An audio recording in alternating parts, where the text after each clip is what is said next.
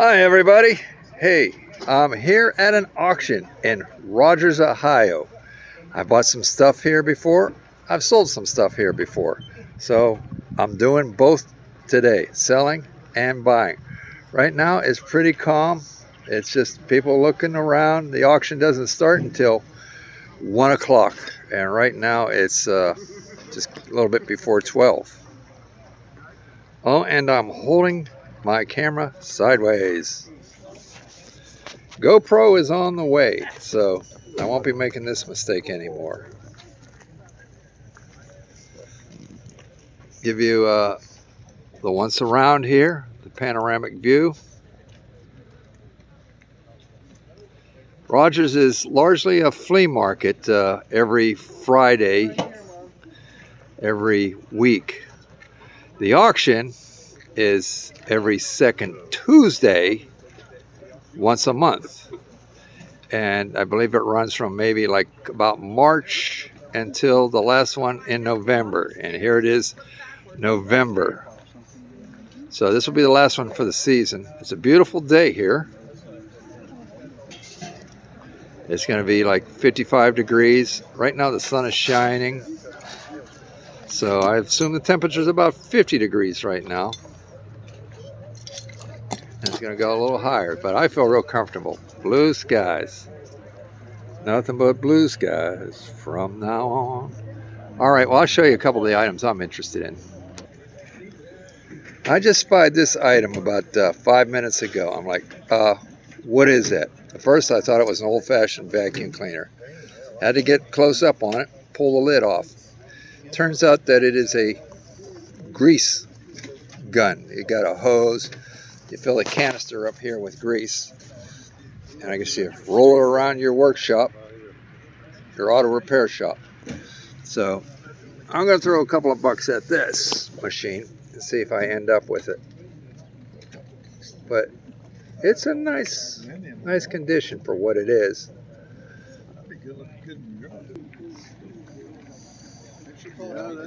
Also, I'm interested in this collection of weather vanes. Check that out. You've got dogs, motorcycle, rooster. So they're probably just pot metal, but I'm interested. The deal with this auction is there are 3 rows of merchandise. All the way down there. This is the Creekside line. Just on the other side is the creek. Crick. Tiny stream.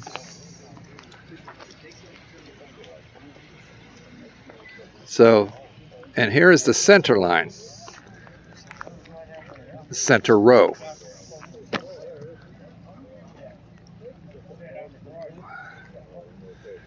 I actually have my merchandise set up in this center row.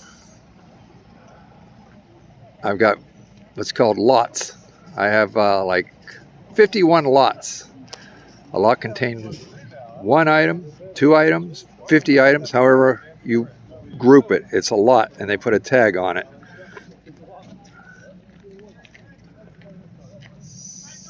Okay, let's go find something else I'm interested in.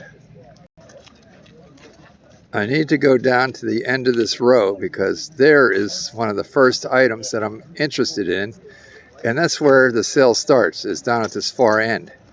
The thing is, with 3 rows, 1, 2, and 3, they run 3 auctioneers, and they'll start at the back, and they don't pace each other. They just, however it sells, 1 row could be, you know, ahead of the other. They could be neck and neck for a while.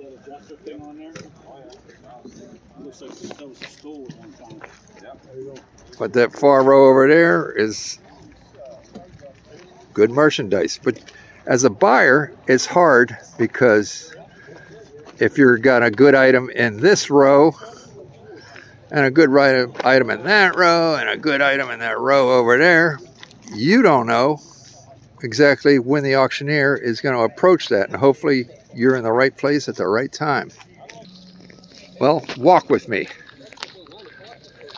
I said they do the flea markets on Fridays here, and I've done a number of selling at these flea markets up here.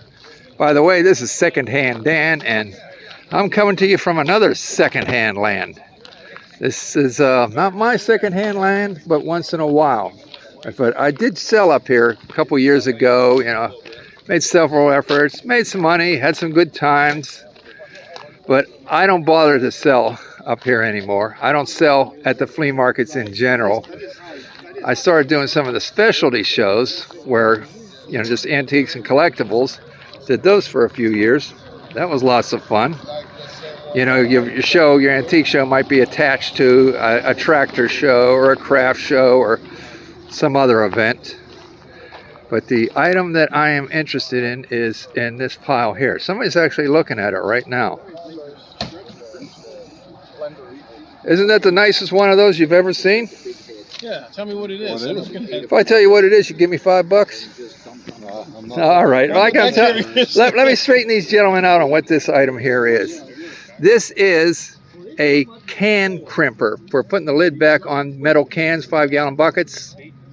You know how you used to go around with a screwdriver to open them up? Yeah. Well, when you put the lid back on, that'll squeeze it, crimp it closed again. Yeah, it's the first one I've seen, but I like it.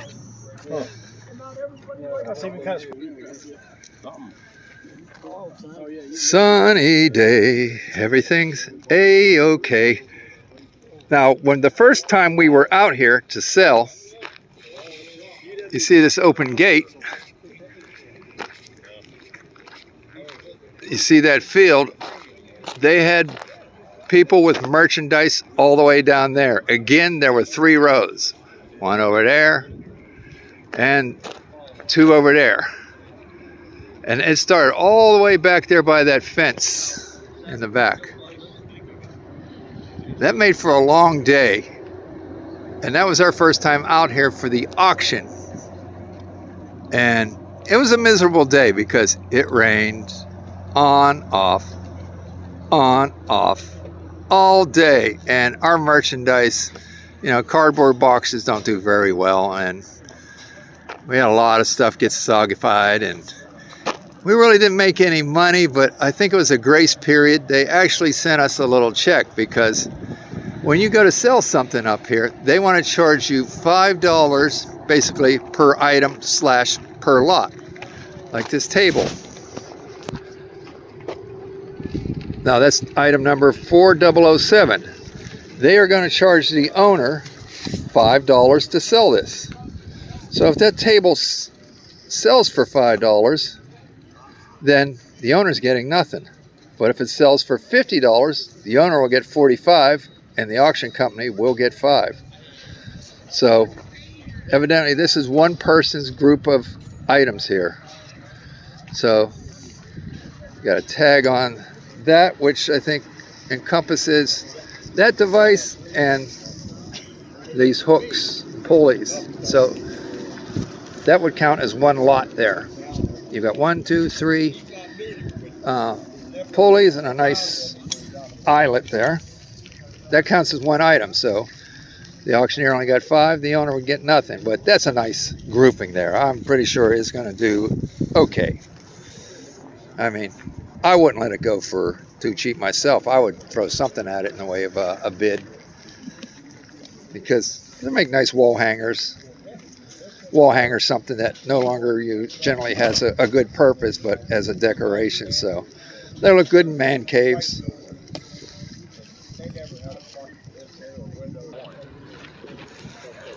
All right, well, we're going to go back up this, I call the 3rd row. I call the 1st row the creek row, but I don't know if the auction company numbers them.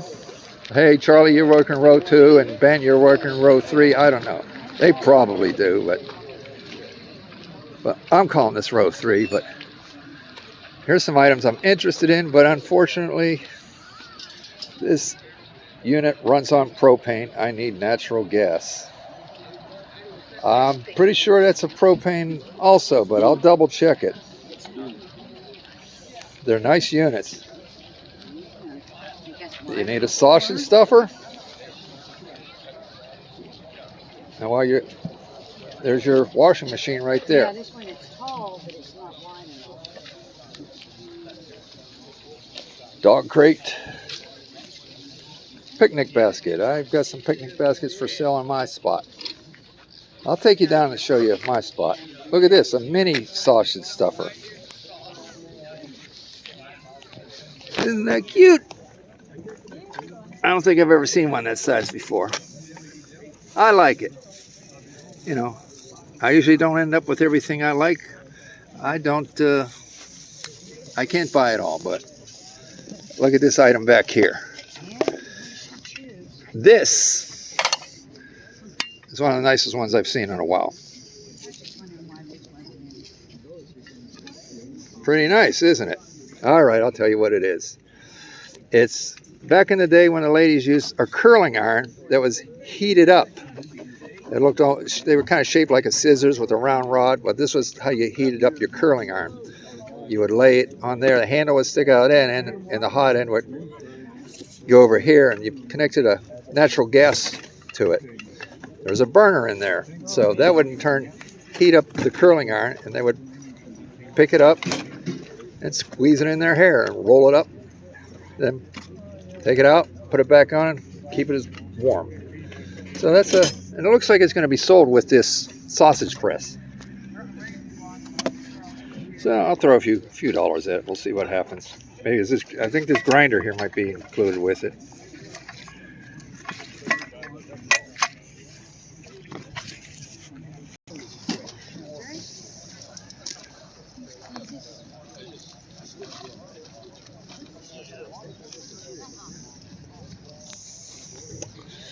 Uh-oh, what do we have here? Looks like the makings of a still.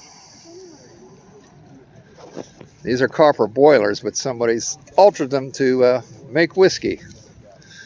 Let's see what's inside. Yep, there's the worm. And what's inside this one? Nothing. All right, well, but still, these are copper boilers, and back in the day, people put these on their wood-burning stoves to heat up their water, whether they needed it for a bath or to do dishes. But these have been tweaked so that somebody can make some moonshine. This is something I'm just noticing right now, so you're seeing it first time with me. I've seen some of the other stuff I previewed before I got on here, but Caterpillar bulldozers, parts books. If you like watch some interesting stuff on YouTube, there's a guy called Sasquatch or something like that. I'm sure I butchered his name, but Squatch something, and he rebuilds Caterpillar antique tractors. I've watched that a couple of times. Like they always say, I'll put a link below, but I don't know how to do that. So until I learn how to put a link below, you'll just have to do a search on Caterpillar tractors, and maybe you'll come across this Squatch guy. But I'm sure his library has a lot of these books in it already. But here's something I'll throw a couple of dollars at when it's my turn at bat. All right, let's just take a walk. I'm not sure what we're coming up upon. I've walked this route once already, so I forget what I've seen. Bicycles. Good luck with that.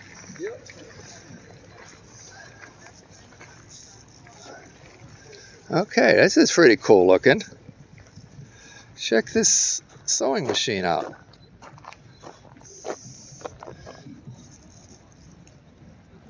That's for working, I believe, with like industrial.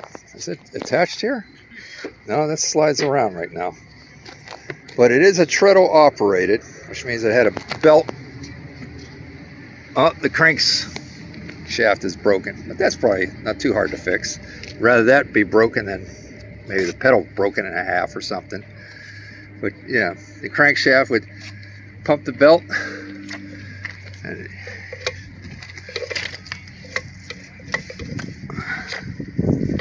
this is the greasiest sewing machine I've ever seen, but better covered with grease and with rust. Maybe that's why they greased it so it wouldn't rust when it was in storage. Okay, you don't. I've seen a lot of Trills sewing machines, but you usually don't see the industrial ones.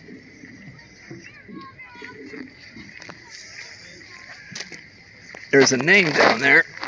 It's a Singer. It's just we're reading it backwards right now, which means I guess you operate it from the other side. There's a cutaway for your knees. Like a leather sewing machine. Yeah, industrial. That's what I figure. The shoes, purses. Baseball gloves.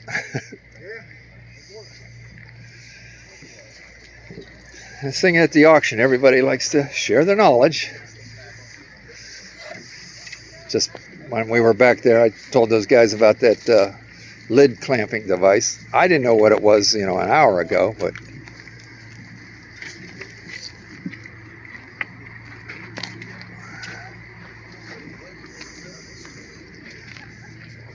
okay, now if that had been a boy's bike instead of a girl's, it would have been definitely a lot more desirable. Right. But Always is. yeah, but it's still a nice throwback though. Got the original seat. Yeah, got a nice seat on it, yeah? Yeah, it might be worth it just for that, huh? Who's the make on it? Free Spirit. That's Sears, isn't it? Yeah, Sears did Free Spirit. I'll pass on that one. Oh, look at the graphics on the chain guard. Yes, you're right about that. Schwinn, you're in when you got a Schwinn.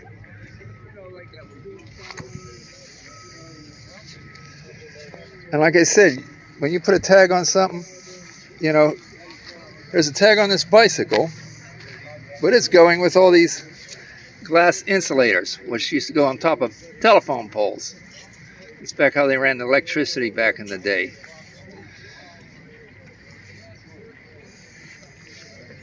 But to see a bicycle going with a box of glass insulators is kind of like, what? What's the common bond? Well, they're both antique-ish. I mean, the bicycle's probably from the mid-70s, but the insulators probably go back to the 20s, 30s. But sometimes you just got to group them together when that's what you came with. You got to play the hand that you're dealt. Because evidently this person, I don't know, if sometimes that could be all they brought. I have one gentleman sit up next to me. He brought a wood-burning stove. That's all he brought. I mean, it was so heavy they needed a fork truck to get it off, but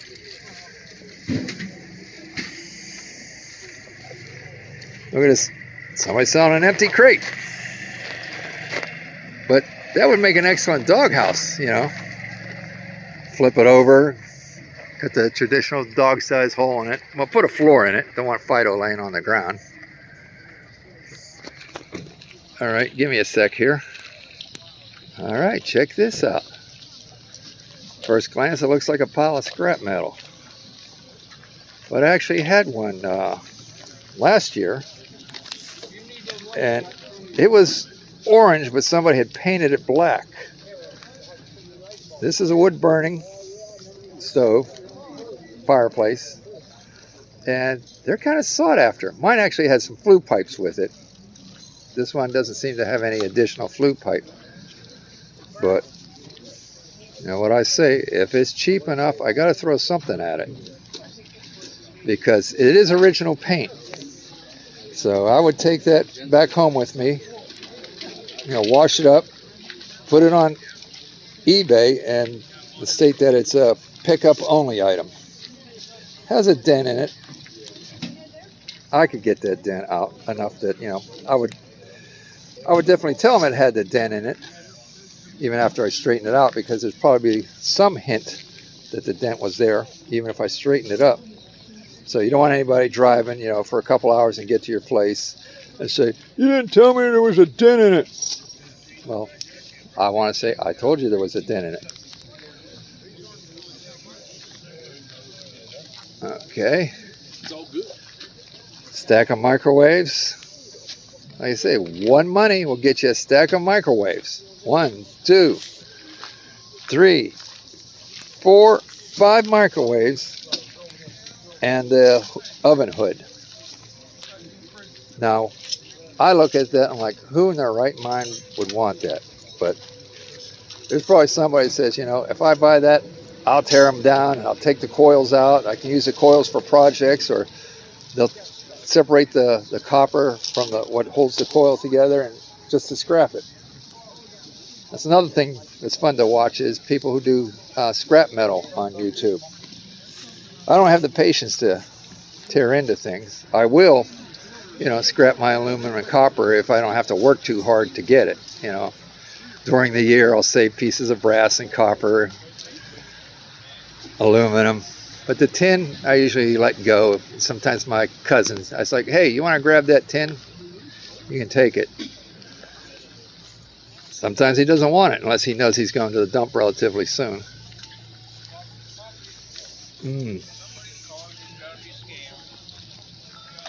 Walking around here, man, I ate a sandwich 2 hours ago, but there's a food vendor over there making hot sausage, with the green peppers and onions, and the smell is making my mouth water.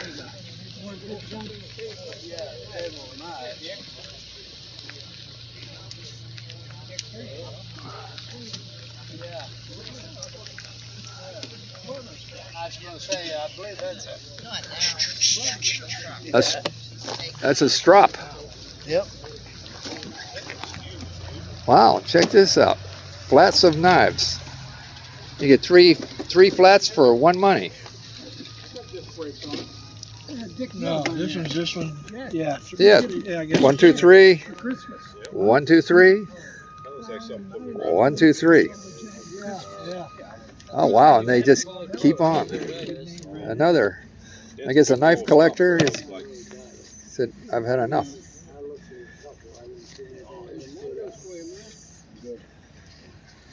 There's a collector for just about everything out there. This could be the replacement for my office chair. Yeah, the one I'm sitting on in my office is not very comfortable. Oh, this one's kind of hard in the seating area, but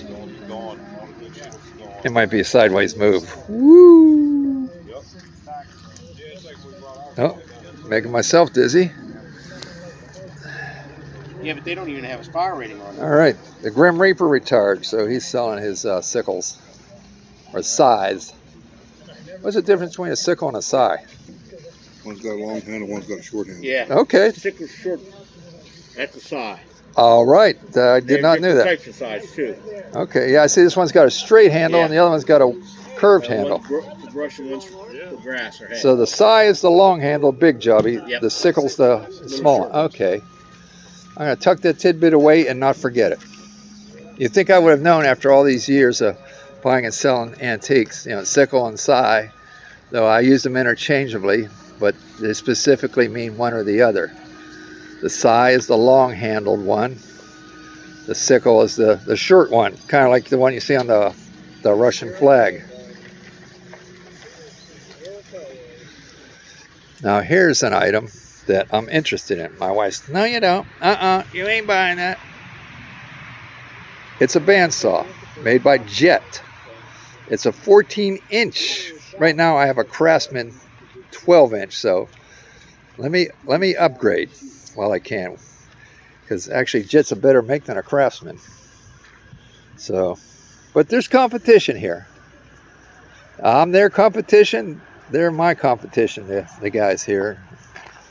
So, usually try to have no hard feelings. There was something I was bidding on the first time when we were here, and it was actually raining, and so I actually put a piece of plastic over it to protect it, so whenever we would get up to it, it wouldn't be destroyed. And that strategy worked, but what didn't work was somebody bid against me on it. And so it didn't go cheap, but well, we are across from my spot, so let me show you what I've got. My own secondhand land in this big secondhand land. I can't say that I'm really proud of my merchandise. It's just, I'm semi-retired. I tell the people all the time. I said, I feel like I've been hit by a semi, but I keep on working. Box of records. I actually was selling those up at the Antique Mall where I'm a participant. I rent a space off of them. And they'd been up there for a year. They'd been picked over, so I put some fresh records in and said, let me run these down at the auction. Box of DVDs. Some crockery, flower pots, vintage serving tray, a string of checkered flag, Christmas items. Some more crockery and plates. Christmas items. Look at it. Here's the best stuff here, right? You got your candy dispenser. You know, you fill it up with M&Ms, and whenever somebody wants some, that you just dump it in their hand. Or you dump it in your own hand. Or you can put fun-sized Snickers bars in there, right? More aluminum trays. More Christmas. Well, it's the perfect time of year for Christmas items. Boxes of unopened baseball cards. That came out of that house in East McKeesport. So I looked them up on the internet. I mean, they might go like $15, $20 a box, but and then again, they might go for a big fat zero. I said, I ain't got the time to possibly end up with big fat zeros. I'm trying to stick to the $50 and up items. And plus, you know, they might bring some decent money here. Guys can get excited. Apothecary jars with cotton balls in it. Cast iron, coat rack. And an iron target. Cast metal muffin pan, bread pan. This came out of that house in East McKeesport.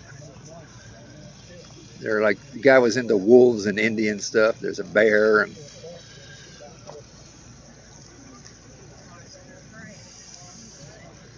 a couple of dolls, Christmas stuff. This is kind of unique. It's an armor cover for a payphone. Because I guess in some places they kind of abuse the payphones, and somebody said, I know how to protect those payphones. And so when they just needed to empty the money, they would unlock the lower half and lock it back up. So that's stainless steel payphone cover. Spare tire cover. Samurai sword. And like I say, you never know what's going to be grouped together, but that's one of my groupings. I have 2 antique toasters and a samurai sword and some trivets for setting hot pots on. Now it makes sense that hot pot trivets and toasters would go together, but the samurai, you wouldn't think it goes there, but well, we got something